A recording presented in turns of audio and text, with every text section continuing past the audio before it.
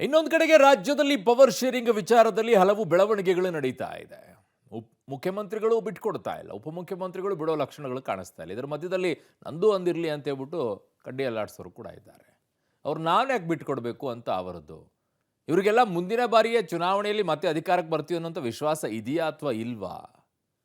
ಇದ್ದಿದ್ರೆ ಈ ರೀತಿಯಲ್ಲಿ ಕಿತ್ತಾಡುವಂಥ ಪರಿಸ್ಥಿತಿ ಬರ್ತಿತ್ತಾ, ಅಥವಾ ಇಲ್ಲ ಅನ್ನೋದಕ್ಕೋಸ್ಕರ ಈ ರೀತಿಯಾಗಿ ಈ ಬಾರಿನೇ ಆಗ್ಬಿಡೋಣ ಅನ್ನುವಂಥ ವಿಶ್ವಾಸದಲ್ಲಿ ಮುಖ್ಯಮಂತ್ರಿಗೆ ಓಡಾಡ್ತಾ ಇದ್ದಾರ? ಆ ಕಡೆಗೆ ಒಪ್ಪಂದ ಆಗಿದೆಯಾ ಇಲ್ವಾ ಅನ್ನುವಂಥದ್ದು ಕ್ಲಾರಿಫಿಕೇಶನ್ ಅನ್ನು ಕೂಡ ಕಾಂಗ್ರೆಸ್ ಕೊಡ್ತಾ ಇಲ್ಲ. ಬಟ್ ಮುಖ್ಯಮಂತ್ರಿ ಆಗಬೇಕು ಅನ್ನುವಂಥ ಫೈಟ್ ಮಾತ್ರ ಕಾಂಗ್ರೆಸ್ನ ವಲಯದಲ್ಲಿ ಜೋರಾಗ್ತಾ ಇದೆ. ಫೈಟ್ ಅವರೇ ಮಾಡ್ತಾರೆ, ತದನಂತರ ಅವರೇ ಹೇಳ್ತಾರೆ ಮುಖ್ಯಮಂತ್ರಿ ಕುರ್ಚಿ ಖಾಲಿ ಇಲ್ಲ ಅಂತೇಳಿ. ಏನು ಡ್ರಾಮಾ ಮಾಡ್ತಾರೆ. ಆ BMRCL ಅವರು ಒಂದು ರೀತಿ ಡ್ರಾಮಾ ಮಾಡಿದರೆ ಇವ್ರದ್ದೊಂದು ಇನ್ನೊಂದು ರೀತಿಯಾಗಿ ಮತ್ತೆ ಪವರ್ ಶೇರಿಂಗ್ ಫೈಟ್ ಈಗ ಶುರುವಾಗಿದೆ. ಹೇಗೆ, ಯಾಕೆ ಬಂತು ಈ ವಿಚಾರ? ನೋಡಿ, ಈ ಪವರ್ ಶೇರಿಂಗ್ಗೆ ಸಿದ್ದರಾಮಯ್ಯನವರು ಒಪ್ಪೋದಿಲ್ವಾ? ಯಾಕೆ ಅಂತಂದರೆ ಅವರಿಗೆ ರೆಕಾರ್ಡನ್ನು ಬ್ರೇಕ್ ಮಾಡಬೇಕಾಗಿದೆ. ಅರಸು ಅವರದ್ದು ಪೂರ್ಣಾವಧಿಗೆ CM ಆಗಿ ಮುಂದುವರಿತಾರಾ, ಅಂದರೆ 5 ವರ್ಷನೂ ಪೂರ್ತಿಯಾಗಿ ಕಂಪ್ಲೀಟ್ ಮಾಡ್ತಾರಾ? ಮಾತುಕತೆಯ ಮೂಲಕವಾಗಿ ಇಬ್ಬರ ನಡುವೆ ಎರಡೂವರೆ ವರ್ಷದ ಮಾತುಕತೆ ಆಗಿದೆ ಅನ್ನುವಂಥದ್ದು ಚರ್ಚೆ ಇದೆ. ಬಟ್ ಅದು ಒಪ್ಪಂದದ ಬಗ್ಗೆ ಅಧಿಕೃತವಾಗಿ ಕಾಂಗ್ರೆಸ್ ಹೇಳೋದಿಲ್ಲ. ಹೈಕಮಾಂಡ್ಗೆ ಸಂದೇಶವನ್ನೇನಾದರೂ ಮುಖ್ಯಮಂತ್ರಿಗಳು ರವಾನಿಸಿದ್ದಾರಾ ಈ ಮೂಲಕವಾಗಿ? ಆರಂಭದಲ್ಲಿ ಹೈಕಮಾಂಡ್ ಜೊತೆಗೆ ಒಪ್ಪಂದದ ಮಾತುಕತೆ ಆಗಬೇಕಾದ್ರೆ 2 ವರ್ಷ ಫಸ್ಟ್ ಟರ್ಮ್ ಯಾರಾಗ್ತಾರೆ ಅವರು CM, ಸೆಕೆಂಡ್ ಟರ್ಮಲ್ಲಿ ಯಾರಾಗ್ತಾರೆ ಅವರು 3 ವರ್ಷ ಅಂತ ಲೆಕ್ಕಾಚಾರ ಇತ್ತು. ತದನಂತರ ಸಾಮಾನ್ಯ ನ್ಯಾಯ ಅನ್ನೋ ರೀತಿಯಲ್ಲಿ 2.5 ವರ್ಷಕ್ಕೆ ಬಂದರು. ಈಗ ಅದನ್ನು ಒಪ್ಕೊಳ್ಳೋಕ್ಕೂ ತಯಾರಿಲ್ಲ ಅನ್ನುವಂಥ ಮಾತಿದೆ. ಹಾಗಾಗಿ CM ಸಿದ್ದು ಬೆಂಬಲಕ್ಕೆ ಈಗ ಸಚಿವರೆಲ್ಲ ನಿಂತಿದ್ದಾರೆ, ಅವರೇ ಮುಂದುವರಿಬೇಕು 5 ವರ್ಷ ಅಂತ. CM ಸಿದ್ದು ಈಗ ಏನು ಮಾಡ್ತಾರೆ? 5 ವರ್ಷ ಅಲ್ಲ, 10 ವರ್ಷ ಸಿದ್ದರಾಮಯ್ಯನವರೇ CM. That's a message he passed. ಏನು, ಮುಂದಿನ ಬಾರಿ ಚುನಾವಣೆಗೆ ನಿಲ್ಲಲ್ಲ ಅಂತ ಇದ್ದಂಥವರು ನಿಲ್ತೀನಿ ಅಂತ ಹೇಳ್ತಾ ಇದ್ದಾರೆ. ಹಾಗಾಗಿ ನೆಕ್ಸ್ಟಿಗೂ ಕೂಡ ಟವೆಲ್ ಹಾಕ್ಬಿಟ್ಟಿದ್ದಾರಾ? ಸಿದ್ದರಾಮಯ್ಯನವರ ದಾಖಲೆ ಮಾಡಲಿ ಅಂತ ಪರಮೇಶ್ವರ್ ಹೇಳ್ತಾ ಇದ್ದಾರೆ. ಅರಸು ಅವರ ಅವಧಿ 7 ವರ್ಷ 7 ತಿಂಗಳು ಕಂಪ್ಲೀಟ್ ಆಗಬೇಕು ಅನ್ನೋದಾದರೆ ಅದು ಈ ಡಿಸೆಂಬರ್ ಜನವರಿಗೆ ಆಗುತ್ತೆ. ನವೆಂಬರಲ್ಲೇ ಬದಲಾವಣೆ ಆಗಬೇಕು ಅನ್ನೋದು 2.5 ವರ್ಷದ ಲೆಕ್ಕಾಚಾರ. KPC ಅಧ್ಯಕ್ಷರು ಬದಲಾಗ್ತಾರ? ಮಲ್ಲಿಕಾರ್ಜುನ್ ಖರ್ಗೆ ಅವರು ಆ ಕಡೆಯಿಂದ ಹೇಳಿದ್ದಾರೆ, ಅಲ್ಲೂ OBC ಅವ್ರನ್ನ ತಂದಿಟ್ಟಿದ್ದೀವಿ ಬೇರೆ ರಾಜ್ಯದಲ್ಲಿ, ಇಲ್ಲೂ ಕೂಡ ಬದಲಾವಣೆ ಮಾಡ್ತೀವಿ ಅಂತ ಹೇಳಿ. ಹಾಗಾಗಿ DK ಶಿವಕುಮಾರ್ ಅವರ ಕಾಲು ಎಳಿತಾ ಇದ್ದಾರೆ BJP ನಾಯಕರು. ನೀವು ಕಾಲು ಎಳಿತಾನೆ ರೀ. ಆ ಕಾಲು ಎಳೆಯೋದಂದ್ರೆ ಎಲ್ಲಿ? ಕಾಲು ಕೆಳಗಡೆ ಇರಬೇಕಲ್ವ, ನಿಮ್ದು ಅದೇ ಕೆಲಸ, ಅದೇ ಮಾಡ್ತಾ ಇರಿ, ಬೇರೆ ಏನೂ ಇಲ್ಲ ನಿಮಗೆ. ಇದ್ರ ಬಗ್ಗೆ ಒಂದು ವರದಿ ಇದೆ, ನೋಡ್ಕೊಂಡು ಬನ್ನಿ.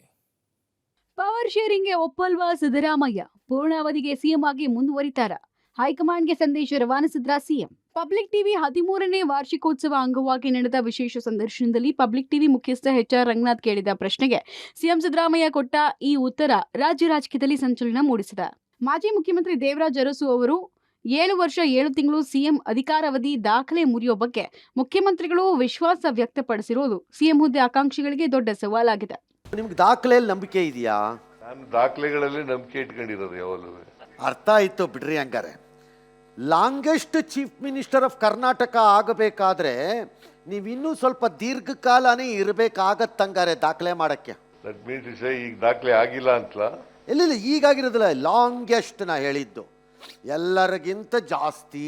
ಬಹಳ ದೀರ್ಘಕಾಲ ರಾಜಕೀಯ ಮಾಡಿದ್ದೀನಿ. ಸುಮಾರು 4 ದಶಕಗಳು ಹೆಚ್ಚು ಕಾಲ ರಾಜಕೀಯ ಮಾಡಿದ್ದೀನಿ. ಅಧಿಕಾರಕ್ಕೆ ಬಂದು ನಾನು ಮಂತ್ರಿಯಾಗೇನೆ 4 ದಶಕಗಳಾಯಿತು. ಇನ್ನು ಕರ್ನಾಟಕ ರಾಜ್ಯದಲ್ಲಿ ಜನರು ಆಶೀರ್ವಾದ ಮಾಡೋದ್ರಿಂದ ಇಷ್ಟು ವರ್ಷ ಕರ್ನಾಟಕ ರಾಜಕಾರಣದಲ್ಲಿ ಉಳಿಲಿಕ್ಕೆ ಸಾಧ್ಯ ಆಗಿದೆ. ಇನ್ನು ಮುಖ್ಯಮಂತ್ರಿ ಸಿದ್ದರಾಮಯ್ಯ ಹೇಳಿಕೆ ಹಿಂದಿನ ಲೆಕ್ಕಾಚಾರ ಏನು ಅನ್ನೋದನ್ನ ನೋಡೋಣ. CM ಆಗಿ ಸಿದ್ದರಾಮಯ್ಯ ಮುಂದುವರಿಬಹುದು, 5 ವರ್ಷವೂ ಅಧಿಕಾರವನ್ನು ಪೂರೈಸಬಹುದು, ಅಧಿಕಾರ ಹಸ್ತಾಂತರ ಮಾಡದೇ ಇರಬಹುದು, 7 ವರ್ಷ 7 ತಿಂಗಳು ದಾಖಲೆ ಅಳಿಸಬಹುದು, ಜನವರಿ 2026 ನಂತರ ಅಧಿಕಾರ ಬಿಟ್ಟು ಕೊಡಬಹುದು ಅನ್ನೋ ನಾನಾ ಲೆಕ್ಕಾಚಾರಗಳು ರಾಜಕೀಯ ರಂಗದಲ್ಲಿ ಹರಿದಾಡ್ತಿದೆ. ನಾನು ನಿಮ್ಮನ್ನು ಕೂರಿಸ್ಕೊಂಡು ಯಾರದ್ದಾರು ಮನಸ್ಸಿಗೆ ನೆಮ್ಮದಿ ಕೊಡೋಣ ಅನ್ಕೊಂಡ್ರೆ ನೀವು ನಾನು ಮತ್ತೆ ಎಲೆಕ್ಷನ್ಗೆ ಬರ್ತೀನಿ ಅಂತಂದ್ಬಿಟ್ಟು ಅದು ಎಷ್ಟು ಜನದ ನೆಮ್ಮದಿ ತೆಗೆದ್ರೋ ಇವಾಗ? ಇಲ್ಲ, ಮೆಂಟಲಿ ಪ್ರಿಪೇರ್ ಆಗಿದ್ದೀನಿ, ಮುಂದೆ ಚುನಾವಣೆ ನಿಲ್ಲಬಾರ್ದು ಅಂತೇಳಿ. ಬಟ್ ಅಲ್ಟಿಮೇಟ್ ಜನ ಮತ್ತು ಹಿತೈಷಿಗಳು, ಸ್ನೇಹಿತರು ಎಲ್ಲರೂ ಕೂಡ ರಾಜಕೀಯದಲ್ಲಿ ಮುಂದುವರಿಬೇಕು ಅಂತೇಳಿ ಒತ್ತಡ ಆಗ್ತಾ ಇದ್ದಾರೆ. 5 ವರ್ಷವಲ್ಲ 10 ವರ್ಷ CM ನೇತೃತ್ವದಲ್ಲೇ ಚುನಾವಣೆ ಎದುರಿಸ್ತೇವೆ. ಸಿದ್ದರಾಮಯ್ಯ ದೀರ್ಘಾವಧಿ ಸಿಎಂ ಕನಸಿಗೆ ಬೆಂಬಲಿಗರು ಬಲ ತುಂಬಿದ್ದಾರೆ. 7 ವರ್ಷ ಅಲ್ಲ, ಸಿದ್ದರಾಮಯ್ಯ 10 ವರ್ಷ ಮುಖ್ಯಮಂತ್ರಿ ಆಗಿರಲಿದ್ದಾರೆ. ಸಿದ್ದರಾಮಯ್ಯ ಪೂರ್ಣಾವಧಿ ಪೂರೈಸಲಿದ್ದಾರೆ ಅಂತ ಸಚಿವ ಎಂಬಿ ಪಾಟೀಲ್ ಹೇಳಿದ್ದಾರೆ. ಮುಂದಿನ ಚುನಾವಣೆಯನ್ನ ಸಿಎಂ ನೇತೃತ್ವದಲ್ಲೇ ಎದುರಿಸುತ್ತೇವೆ ಅಂತಲೂ ಎಂಬಿ ಪಾಟೀಲ್ ಹೇಳಿದ್ದಾರೆ. ದೇವರಾಜ್ ಅವರು 7 ವರ್ಷ ಆಗಿದ್ರು ಮುಖ್ಯಮಂತ್ರಿಗಳು. ಈಗ 7 ವರ್ಷ ಆಗಕ್ಕೆ ಬಂತು. ಮುಖ್ಯಮಂತ್ರಿಗಳು 7 ವರ್ಷಕ್ಕೆ 10 ವರ್ಷ ಆಗ್ತಾರೆ, ಉಳಿತಾರೆ, ಪೂರೈಸ್ತಾರೆ. ಪೂರ್ಣಾವಧಿ ಯಾರು ಅವ್ರನ್ನ ಮಾಡಿಲ್ಲ. ಹೈಕಮಾಂಡ್ ಇವತ್ತಂದ್ರೂ ಸಹ ನಮ್ಮಲ್ಲಿ ಅಧಿಕೃತ ಹೈಕಮಾಂಡ್ ಏನು ಹೇಳ್ತದೆ ಅದು ಅಂತಿಮ. ಹೈಕಮಾಂಡ್ ಸಿದ್ದರಾಮಯ್ಯ ಅವ್ರನ್ನ ಮುಖ್ಯಮಂತ್ರಿ ಮಾಡಿದ್ದಾರೆ. ಮುಖ್ಯಮಂತ್ರಿ ಕುರ್ಚಿ ಖಾಲಿ ಇಲ್ಲ.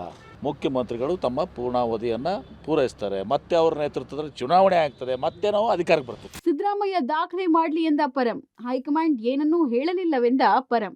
ಸಚಿವ ಎಂಬಿ ಪಾಟೀಲ್ ಜೊತೆ ಇನ್ನೊಬ್ಬ ಸಚಿವ ಪರಮೇಶ್ವರ್ ಕೂಡ ಸಿದ್ದರಾಮಯ್ಯ ಬೆನ್ನಿಗೆ ನಿಂತಿದ್ದಾರೆ. ಸಿದ್ದರಾಮಯ್ಯ ದೀರ್ಘಾವಧಿಯ ಸಿಎಂ ಆಗ್ಲಿ ಅಂತ ನಾನು ಹಾರೈಸ್ತೀನಿ. ಸಿದ್ದರಾಮಯ್ಯ 5 ವರ್ಷ ಪೂರೈಸಿದ್ರೆ ದಾಖಲೆ ಆಗಲಿದೆ. ಸಿದ್ದರಾಮಯ್ಯಗೆ ನೀವು ಇಷ್ಟೇ ವರ್ಷ ಸಿಎಂ ಅಂತ ಹೈಕಮಾಂಡ್ ಏನು ಹೇಳಿರ್ಲಿಲ್ಲ ಅಂತ ಪರಮೇಶ್ವರ್ ಪರೋಕ್ಷವಾಗಿ ಕಾಲೆಳೆದಿದ್ದಾರೆ. ನಮಗೆ ಚುನಾವಣೆ ಶಾಸಕರು ಚುನಾವಣೆ ಮಾಡಿ CLP ನಾಯಕರನ್ನ ಆಯ್ಕೆ ಮಾಡಿದ್ರು, ಮಾನ್ಯ ಸಿದ್ದರಾಮಯ್ಯನವ್ರನ್ನ. ಆ ಸಂದರ್ಭದಲ್ಲಿ ನಮ್ಗೆ ಯಾರು ಏನು ಹೇಳಲಿಲ್ಲ, ನೀವು 2.5 ವರ್ಷಕ್ಕೆ ಮಾತ್ರ ಆಯ್ಕೆ ಮಾಡ್ತಾ ಇದ್ದೀವಿ, ಅವ್ರನ್ನ 2.5 ವರ್ಷಕ್ಕೆ ಬದಲಾಯಿಸ್ತೀವಿ ಅಂತ ಏನು ಹೇಳಿರಲಿಲ್ಲ. ನಾವು ಅಂದ್ಕೊಂಡಿದ್ದು ಅವರು 5 ವರ್ಷಕ್ಕೂ ಕೂಡ ಆಯ್ಕೆ ಮಾಡಿದ್ದಾರೆ ಅಂತೇಳಿ. ಅದನ್ನೇ ನಾವು ಮನಸ್ಸಲ್ಲಿ ಈಗಲೂ ಅದನ್ನೇ ಇಟ್ಕೊಂಡಿದ್ದೇವೆ. ಸೊ ಹಾಗಾಗಿ ಅವರಿಗೆ 5 ವರ್ಷ ಕಂಪ್ಲೀಟ್ ಮಾಡಿದ್ರೆ ಸ್ವಾಭಾವಿಕವಾಗಿ ಒಂದು ರೆಕಾರ್ಡ್ ಆಗುತ್ತೆ. ಆ ರೀತಿ ಹಾರೈಸ್ತೇನೆ. ಕೆಪಿಸಿಸಿ ಅಧ್ಯಕ್ಷರು ಬದಲಾಗ್ತಾರಾ? ಡಿಕೆಶಿ ಕಾಲೆಳೆದ ಬಿಜೆಪಿ ನಾಯಕರು.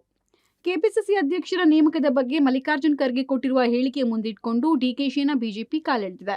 ಶತಾಯಗತಾಯ ಸಿಎಂ ಪಟ್ಟಕ್ಕೆ ಏರೋರಿಗೆ ಕೆಪಿಸಿಸಿ ಕುರ್ಚಿ ಬಿಟ್ಟು ಕೊಡಲಾರೆನು ಅಂತ ನಿರ್ಣಯಿಸಿದ್ದ ಡಿಕೆಶಿಗೆ ಇದೊಂದು ದೊಡ್ಡ ಹಿನ್ನಡೆಯಾಗಿದೆ. ಸಿಎಂ ಬಣದ ಸಚಿವರು ದೆಹಲಿ ಪರೇಡ್ ಮಾಡ್ತಾ ಕೆಪಿಸಿಸಿ ಅಧ್ಯಕ್ಷರ ಬದಲಾವಣೆಗೆ ಒತ್ತಡ ತರುವಲ್ಲಿ ಯಶಸ್ವಿಯಾಗಿದ್ದಾರೆ. ಡಿಸಿಎಂ ಡಿಕೆಶಿ ಅವರೇ ನೀವು ಇಷ್ಟೊಂದು ದುರ್ಬಲರೇ ಅಂತ ಬಿಜೆಪಿ ಪ್ರಶ್ನೆ ಮಾಡಿದೆ. 10 ವರ್ಷ ಇರ್ತಾರೋ 20 ವರ್ಷ ಇರ್ತಾರೋ ನಾವು ಯಾರು ಪ್ರಶ್ನೆ ಎತ್ತಾ ಇಲ್ಲ. ಎತ್ತುತ್ತಾ ಇರೋದೇ ಅವ್ರ ಪಾರ್ಟಿ ಒಳಗೆ.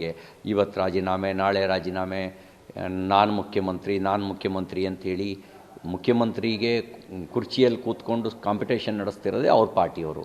ಒಟ್ನಲ್ಲಿ ಸಿಎಂ ಸಿದ್ದರಾಮಯ್ಯ ಒಂದೇ ಒಂದು ಹೇಳಿಕೆಯಿಂದ ರಾಜ್ಯ ರಾಜಕೀಯದಲ್ಲಿ ಬಿರುಗಾಳಿ ಎದ್ದಿದೆ. ಇದು ಮುಂದೆ ಯಾವ ರೀತಿ ತಿರುವು ಪಡ್ಕೊಳ್ಳುತ್ತೋ ಕಾದ್ ನೋಡಬೇಕು. Bureau report, public TV.